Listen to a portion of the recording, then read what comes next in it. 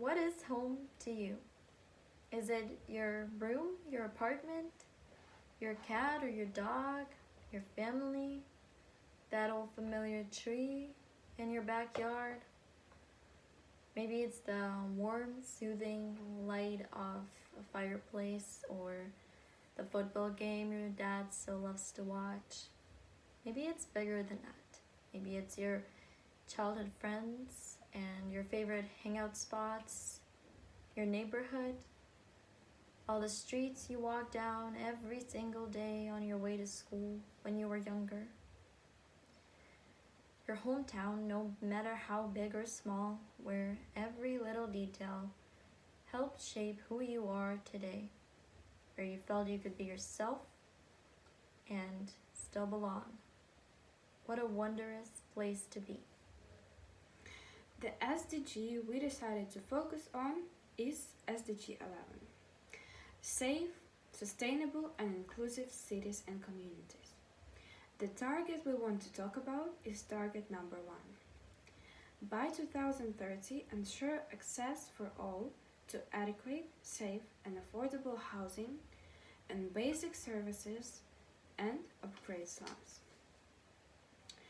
A lot of people say that coming home is the best feeling ever, and I can agree. We are lucky because you, me, us, we live in prosperity. We have more than enough to be happy. However, some people who are not as lucky as we are, they come home to a place like this. Slums. A slum household is defined as a group of people living under the same roof, lacking one or more of the following conditions: access to improved water, access to improved sanitation, sufficient living area, and housing durability.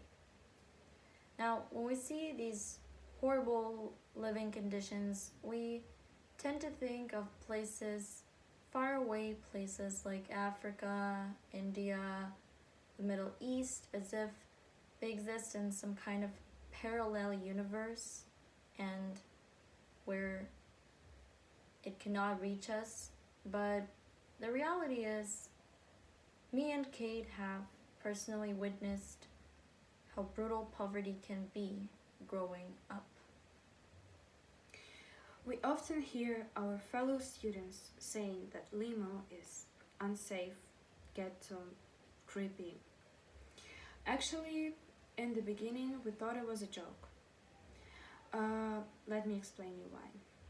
In Ukraine, which is not even considered an undeveloped country, majority of the urban landscape looks like this. Those buildings are called Khrushchevkas. They were built during the Soviet Union for the working class. Interesting fact is that they were designed for 40-50 years of service. However, they were built in 1960. Let's count. If we add 50, we can come to conclusion that those buildings haven't been usable for 10 years now. And you can actually see them all over the country, even in the biggest cities. Let's take Kiev as an example, the capital of Ukraine. That's where I was born, but it actually gets worse. So if we look at the rural parts of Ukraine, see that people live in really terrible conditions. It's very upsetting. And my parents, for instance, bought a house in a village in the central part of Ukraine a long time ago. And when I was little, we would go there every other weekend. I would spend summers there, and I knew the people that lived there personally. I've been inside their homes. I've seen the conditions they live in with my own eyes. And I was still shocked to find out that 19% of Ukraine's population live in slums. That's almost every fifth person. And In case you're wondering, if we compare it to the Netherlands, for example, here 0.0% of the population live in slums. But this is our personal experience. This is what we were surrounded by growing up, what we have witnessed. Now let's look at the places where the situation is truly critical. South Sudan, for example, where 91.4% live in slums, or Central African Republic, 95.4%. This is unimaginable, but only 1 in 22 people there has access to what is not considered a slum, so adequate housing, so to speak. And when we think of these African countries, we usually just think, well, these countries are poor. This is what defines those countries in the eyes of people from westernized societies. But what if we take a country that is more developed, that has better infrastructure, but the problem still exists there? What's the cause of that? Let's find out. So we decided to look at the why of the problem, and the example that we found is Amman, Jordan. The city is actually well developed in terms of infrastructure. However, its development prioritizes the wealthy areas in western parts of the city. You can see on this picture. The eastern corridor is noticeably inappropriate for living and inaccessible. People there spend 2/3 of their monthly income just to pay the rent. And also, in 45% of the household, there are 5 people in one room. So the segregation in Amman is based on ethnicity and income level. This can be traced to a lack of urban planning policy. The same issue is present in America. In the United States, that we associate with wealth and prosperity, it's one of the most developed countries on earth. Segregation based on race and class is still present. So let's look at Detroit, for example. In Detroit, America's biggest city struggling with poverty, Black communities tend to live in the city center, while white families live in the suburbs in much larger houses, and 30% of the population live below the poverty line. 80% of this population is of African American descent. So we see that income levels, race, and housing quality are clearly correlated. To conclude, inequality determines who ends up in an adequate housing and who will be unprivileged. Let's take Detroit as an example. They have a low population density and a lot of space to build new houses. So the city has an opportunity to create a new housing system without segregation. The solution exists, but they are not making any use of it. One of the examples of a great solution that is already being used, at least in the more developed countries, is public housing.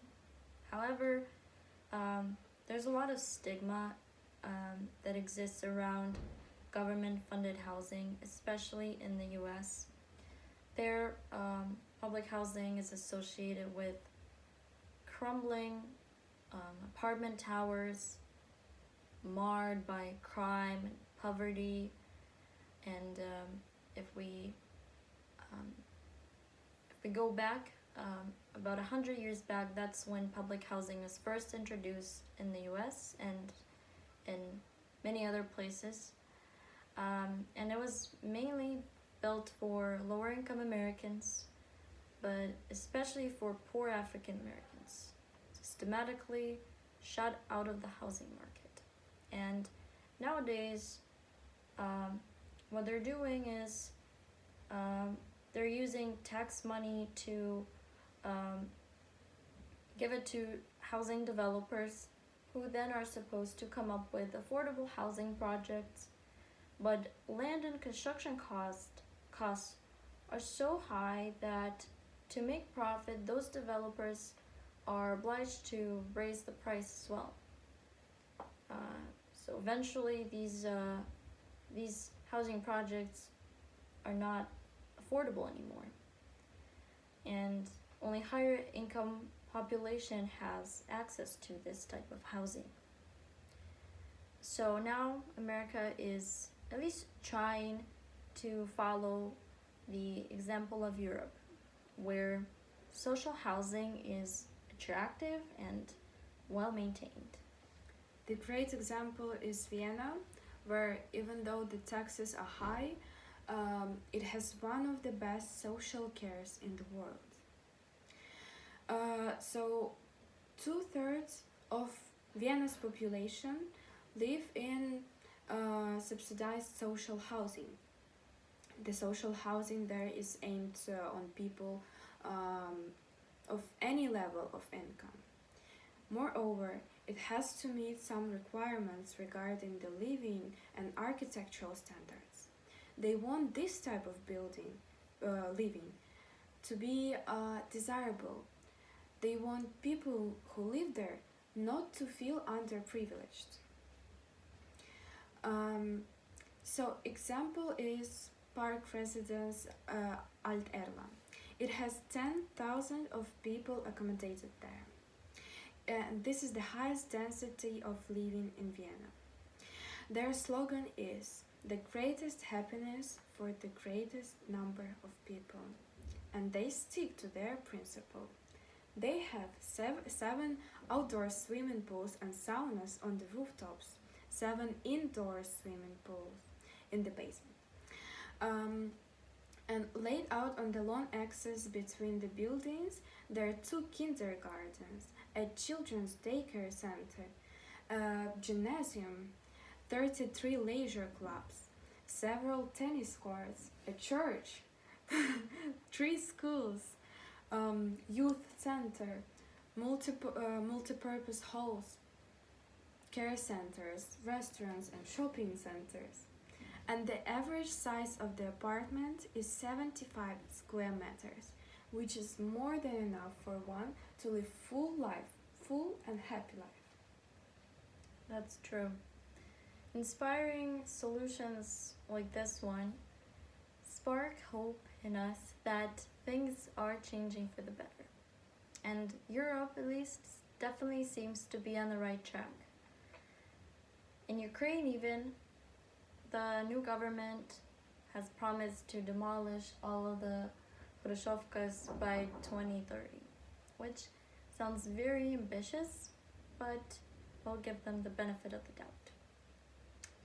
Does this mean, however, that the target has been achieved? Absolutely not. There still remains a lot of work to be done.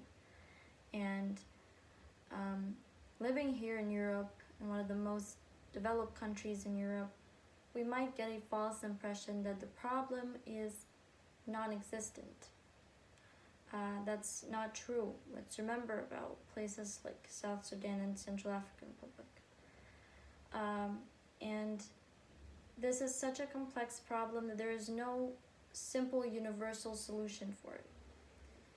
And therefore, we need to appreciate the fact that we have the chance to live a full, prosperous, abundant life here. Yeah, we were deeply shocked by this issue, and we decided that it's crucial to raise the awareness of our listeners about this matter. We hope that our TED Talk was interesting and easy to follow. And thank you for your attention. Thank you.